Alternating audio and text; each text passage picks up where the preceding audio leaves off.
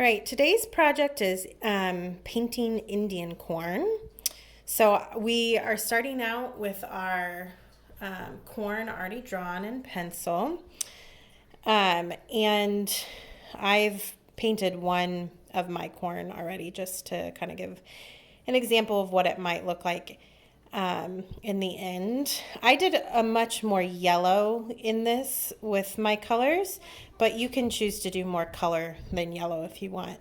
Indian corn comes in all different kinds of really colors and amount of yellow versus color.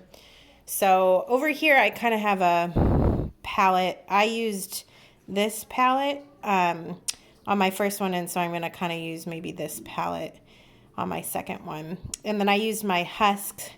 I had a yellow ochre right there mixed with just plain brown to do my husk. I've got a medium yellow and then the yellow ochre in both of my palettes. This one has a much more... Mommy, yes. I did not delete. Sure. This one has a much more bluish green teal hue to it with viridian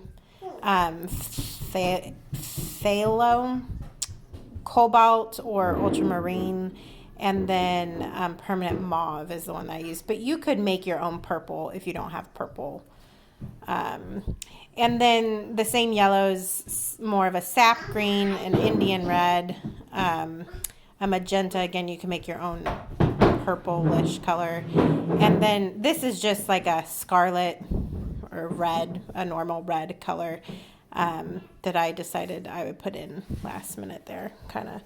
So a couple things I wanted to point out over here is that you can see that some of my colors, because I'm painting wet on dry, but when I paint next to another another piece of corn, a kernel of corn that's wet, my color will seep into the color next to it because then it's like wet flowing into wet.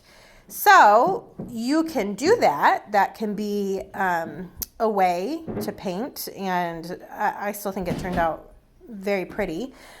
Or you can kind of paint more spread out and wait for your kind of original square to dry before you come back and paint the ones around it.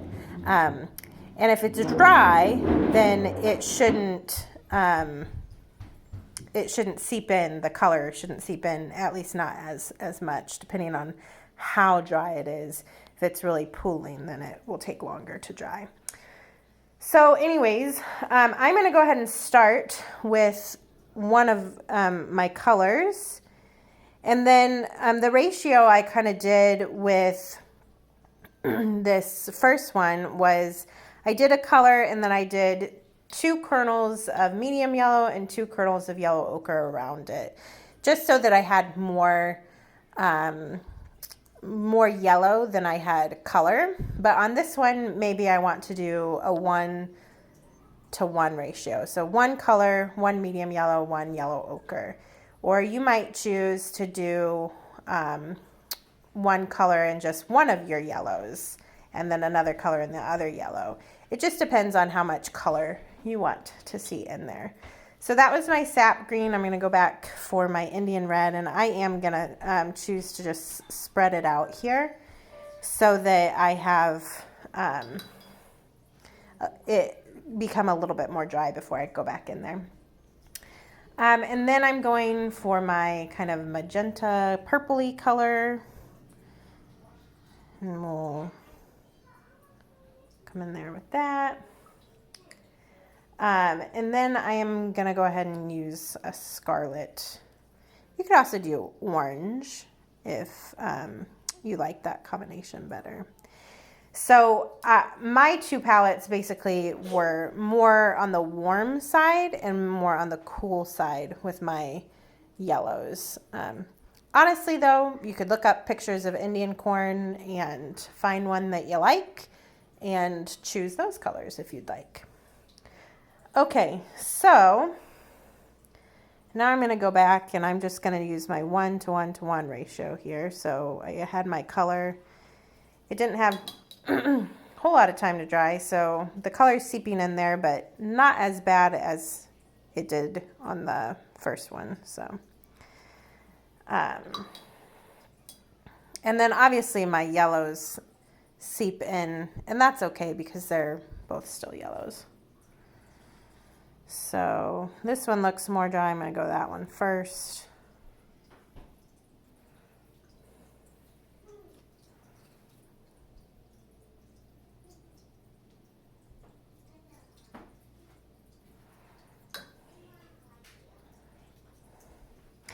I'm rinsing my brush each time that I go back for another color, but I haven't been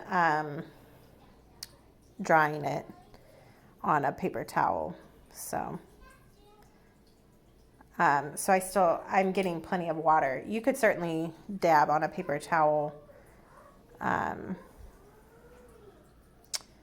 if you didn't want as much water in each kernel. And it's okay to leave some white spaces as well. So I'm using a round brush. It's a size 10. So I'll end up filling that whole thing with my colors and my yellows. But just to keep this video fairly short, I wanted to mention two other things about the husks. So I've already pre-mixed my yellow and my brown color for my husk. So I do kind of the brown yellow on the outside here. I do that color over all of the husk on this inside part too. Okay, but the inside of the husk here, and you'll see like where I did here and here, I chose to go back in with a bit more brown because it is a shadowed part. The light isn't hitting that as well as it's hitting the outside. And in fact, the closer in that I go to the corn, the darker it's going to be. So that's something that you can also choose to do. And then one last thing I was going to mention is that when you're all done and your painting is completely dry, so you either have dried it with a blow dryer or you've waited an hour or more for it to dry on its own, air dry. If you find that you don't like the look of the pencil in here still, you can do one of two things. You can either take an eraser. An art eraser would be better than a pencil eraser, but either works. And just very lightly erase the pencil marks. They probably won't come off completely. And if you press hard, you can either damage the paper or take the paint with it. So just press very lightly as you're trying to erase. Or another option would be to go back in and retrace your pencil with a pen. Either it could be a really fine tip Sharpie, or if you don't have that, just a regular black pen would work too. And it just adds kind of another layer of depth for it.